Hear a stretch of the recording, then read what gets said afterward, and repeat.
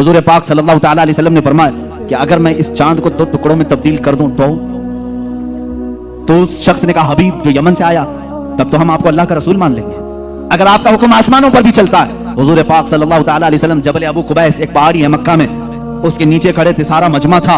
अल्लाह के नबी सल्लल्लाहु तआला अलैहि वसल्लम ने चांद की तरफ यूं इशारा फरमाया, अचानक चांद शक हुआ, एक टुकड़ा पहाड़ के इस तरफ, दूसरा टुकड़ा पहाड़ के उस तरफ नजर आ रहा था। ये ऐसा नहीं कि करतब दिखाने वाले यूं तोड़कर यूं बिठाते हैं। अल्लाह के हबीब सल्लल्लाहु अलैहि वसल्लम ने जो शक्कुल कमर का मौजज़ा दिखाया, वो आधी रात तक टुकड़ों में ही रहा, मिनट 2 मिनट 5 मिनट नहीं, आधी रात तक टुकड़ों में रहा।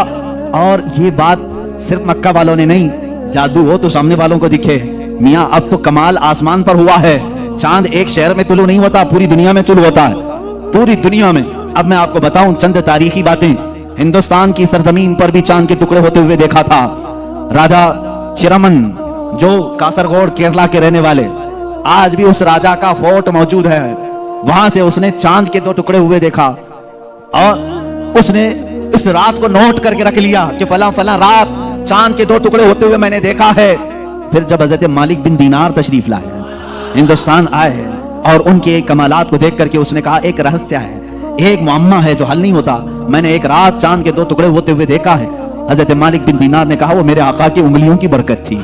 कहा वो कौन है, कहाँ रहते हैं? कहा वो मक्का मुकर्रमा में है। रसूल करीम सल्लल्लाहु तआला अलैहि वसल्लम के मुतालिक मालिक बिन दीनार ने जब बताया, उस राजा ने उसी वक्त सफर का इरादा किया और अपने कुछ साथियों के साथ सफर के लिए रवाना हुआ। मक्का मुकर्रमा पहुंचा भी और इस्लाम की दौलत से मुशर्रफ भी हुआ। जहां तक ये तारीख मिलती है, वापसी में दरमियानी रास्ते में उसका इंतकाल हुआ और मस्कत सलाला के करीब, गालिबन जो ओमान में एक शहर है, वहां पर तदफीन भी अमल में आई। आज भी मज़ार मुबारक है। ये तारीख की वो सच्चाइयां मैं आपको बता रहा हूं। सिर्फ मक्का के काफिरों ने मौजज़े शक्कुल कमर नहीं देखा, हिंदुस्तान को भी फख्र है इस बात पर कि हमारे दरमियान से भी, अगरचे वो कुफ्रिस्तान में रहने वाला राजा, लेकिन बाद में इस्लाम में आकर के उसने हम सबका कफारा अदा किया है। मौजज़े शक्कुल कमर को देखा भी और इनकार नहीं किया। इससे ये मालूम होना चाहिए, हिंदुस्तानी वो हो जो मेरे आका के मौजज़ों को देखे तो इनकार ना करे, बल्कि ईमान लेकर के आए और सहाबा के नक्शे कदम पर चले। यह हकीकी हिंदी होने की दलील भी है। जो हिंदुस्तानी मुसलमान है वो हुजूर के इल्म गैब का इनकार ना करे। सहाबा ने इनकार नहीं किया था। सहाबा ने नहीं कहा था पीठ पीछे की खबर नहीं है।